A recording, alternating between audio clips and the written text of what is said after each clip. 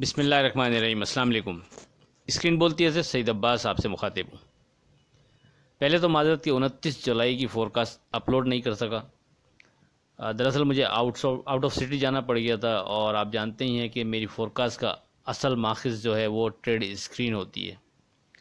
तो जब तक मैं ख़ुद ट्रेड स्क्रीन को वॉच नहीं करता उस वक्त तक मैं फ़ोरकास्ट करने में कॉन्फिडेंट नहीं होता। इसी वजह से 29 जुलाई की फ़ोरकास्ट मैं अपलोड नहीं कर सका, उसकी माज़रत।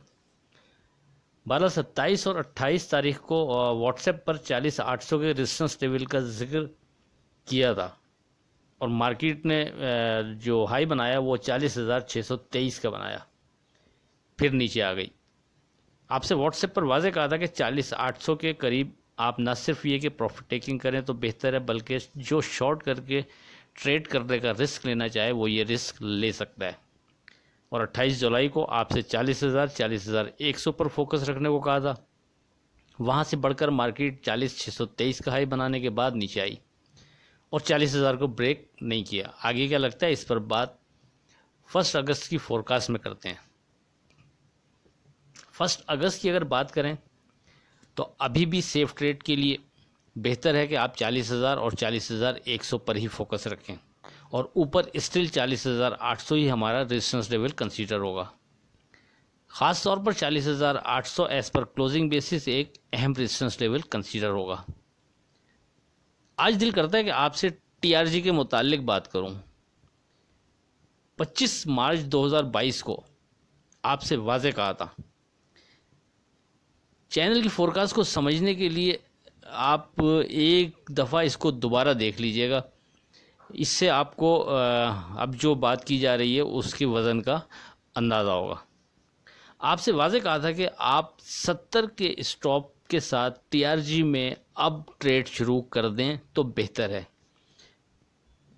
और ये कि लगता नहीं कि अब टीआरजी 70 के नीचे जाएगा, ख़ास तौर पर क्लोजिंग इसके ब्लो नहीं लगती।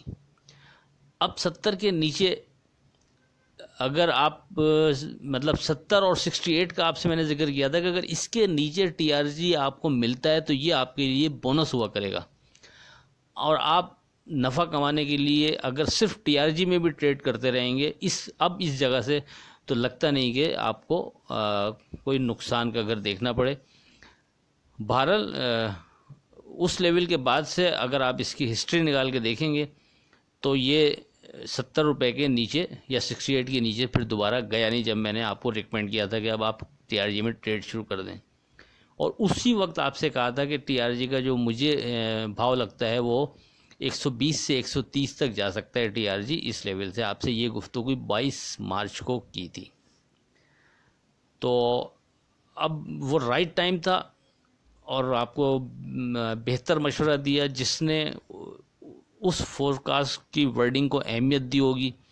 उम्मीद है नफ़े में ट्रेड करने के मुतअद्दिद मौके उसे मिले होंगे, क्योंकि उसमें मैंने यही कहा था कि अब आप टीआरजी में ट्रेड शुरू कर दें और हर नीचे डिप पर इसको बाय करें, ऊपर जगह मिलती रहेगी, नफ़ा बुक करते रहें और ऊपर का जो वैसे भाव लगता है इसका वो 130 लगता है। बहरहाल अब ये चल तो पड़ा है, देखें जाता है वहाँ तक या नहीं जाता, लेकिन एक्सपेक्टेड मेरे हिसाब से यही है कि यहाँ तक जा सकता है। पुराने लोगों को याद होगा कि ऐसे ही आपसे लॉट चैम्प के मुतालिक कहा था जब लॉट चैम्प 15-16 रुपये था। बहरहाल कोट करने का मकसद सिर्फ ये बावर कराना है कि फ़ोरकास्ट में ऐसे ही यानी एक हवा में तीर नहीं चलाए जाते, बल्कि मार्केट और स्क्रिप्ट को परखने के बाद और उसमें से कोई नतीजा अख्ज़ करने के बाद अगर वो बहुत स्ट्रॉन्ग बनता है तो फिर वो आपसे मैं डिस्कस कर देता हूँ। और अब फ़ोरकास्ट को जिसने अहमियत दी और उसने फिर स्क्रिप्ट पर नज़र भी रखा तो ये उसके लिए डेफिनेटली फ़ायदे की चीज़ रही होगी। बहरहाल ये एक चीज़ ध्यान में अभी भी रखिएगा कि जो ये सियासी और ये सारी चीज़ें चल रही हैं मुस्तकिल IMF के हवाले से कभी कुछ ये इतना घोटाला बना हुआ होता है कि अब जो है ना इसकी बुनियाद पर चीज़ों को स्ट्रांगली डिस्कस करें तो यानी ये वहीं की वहीं रह जाती हैं। मार्केट के लेवल्स, इसी वजह से हम लेवल ज़्यादा स्ट्रॉन्ग जो बनते हैं वो आपसे लाजमी डिस्कस करते हैं उन लेवल्स के बाद फिर भले से ख़बरें कोई सी भी हों, नेगेटिव या पॉजिटिव, लेकिन अगर हमारे लेवल अप्लाई हो रहे हैं तो हमें जगह मिल जाती है।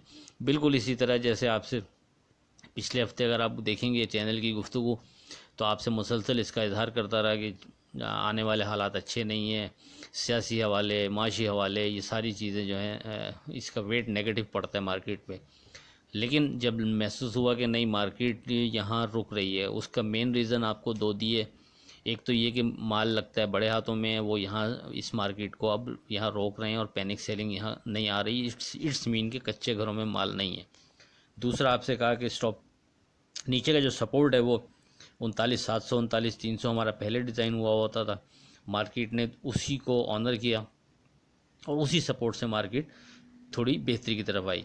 तो इसीलिए फिर 40,100 का आपको हवाला दिया था कि हम इस पे फोकस रखेंगे सेफ ट्रेड के लिए।